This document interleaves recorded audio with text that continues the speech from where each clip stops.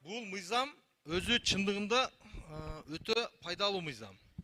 Буну бардыгыбыз колдошубуз керек. Сиз кечетен бери өкмөт менен биргеликте аракет жасап атасыз, эртелетели деп атасыз. 1 грамм болсо да ошол Кыргызстанга калсын деген аракет менен жүрөсүз. Жалпы эле депутаттар ошонун артында аракет кылып атабыз, колдоп берели деп атабыз. Бирок ушул кээ бир ушул жетекчилердин кайдыгерлигинен, көңүл коштугунан азыр мына өзүнүн позициясын билгизип койбодубу? Эки сөзү менен бул сиздин мыйзамыңызга каршы экенин, кайсы бир деңгээлде каршы экенин билгизип атат. Мен ошондой түшүндүм. Буну кандай чара көрүш керек? Өкмөттүн позициясы кандай? Бул жетекчиликтин позициясы кандай? Кечээ күнү комитетте дагы биз сын айтканбыз. Азыркы коллегама кошулам. Кечээ күнү сиз биз менен ар бир деталын түшүндүргөнгө аракет жасадыңыз. Бул жигит телефон ойноп отурду.